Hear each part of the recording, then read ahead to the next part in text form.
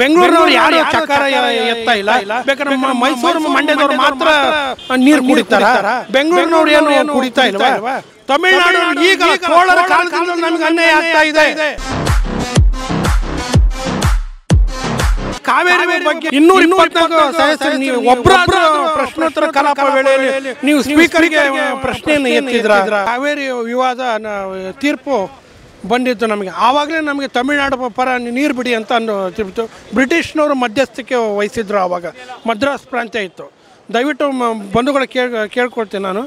700 kilometre ವ್ಯಾಪ್ತಿ ಇರುವ ಕಾವೇರಿ ಉದ್ದ 3 ಲಕ್ಷ ವ್ಯಾಪ್ತಿ ಇದ್ದ ಜಮೀನಿಗೆ ಇವತ್ತು 11 ಲಕ್ಷ ಆಗಿದೆ. ಅರ್ಥ ಮಾಡ್ಕೊಳ್ಳಿ. ಬೆಂಗಳೂರಿಗೆ 50 TMC ನೀರು ಬೇಕು. ಬೆಂಗಳೂರಿನವ್ರು ಯಾರು ಚಕಾರ ಎತ್ತಾ ಇಲ್ಲ. ಬೇಕಾದ್ರೆ ಮೈಸೂರು ಮಂಡ್ಯದವ್ರು ಮಾತ್ರ ನೀರು ಕುಡಿತಾರ. ಬೆಂಗಳೂರಿನವ್ರು ಏನು ಕುಡಿತಾ ಇಲ್ವಾ? ಹೋಗಲಿ. ಬೆಳಗಾವಿ ಅಧಿವೇಶನದಲ್ಲಿ ನೀವು ನಿರ್ಣಯ ತೊಗೊಂಡ್ರಲ್ವ, ಉತ್ತರ ಕರ್ನಾಟಕದ ಬಗ್ಗೆ ಚರ್ಚೆ ಮಾಡಿದ್ರಿ. ಅದಾದರೂ ಪೂರ್ಣ ಮಾಡಿದ್ರೆ ಕಾವೇರಿ ಬಗ್ಗೆ ನೀವು ಅಲ್ಲಿರೋ 224 ಸದಸ್ಯರು ನೀವು ಒಬ್ಬರಾದರೂ ಪ್ರಶ್ನೋತ್ತರ ಕಲಾಪ ವೇಳೆಯಲ್ಲಿ ನೀವು ಸ್ಪೀಕರ್ಗೆ ಪ್ರಶ್ನೆಯನ್ನು ಎತ್ತಿದ್ರ?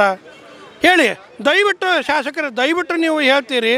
ದಯವಿಟ್ಟು ನೀವು ಇದು ಕಾಲ ಮಿಂಚಿಲ್ಲ. ಮುಖ್ಯಮಂತ್ರಿಗಳು ಈ ಭಾಗದವರೇ ಇದ್ದಾರೆ, ಮೈಸೂರು ರಾಜ್ಯದವರೇ ಇದ್ದಾರೆ. ಎಲ್ಲರಿಗೂ ಇದು ಗೊತ್ತಿದೆ. ಯಾರೇನು ತಿಳ್ಕೊಂಡಿಲ್ಲ.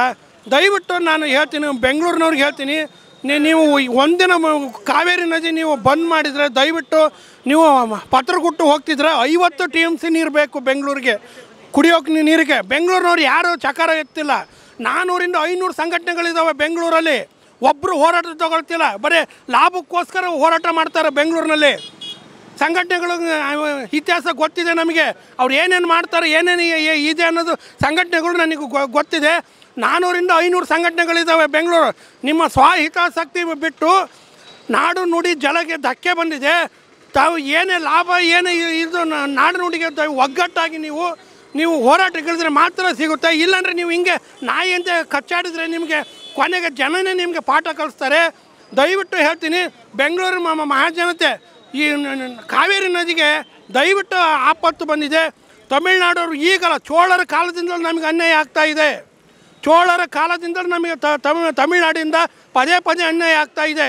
ಇದು ಸುದೀರ್ಘ ಇತಿಹಾಸ ಇದೆ.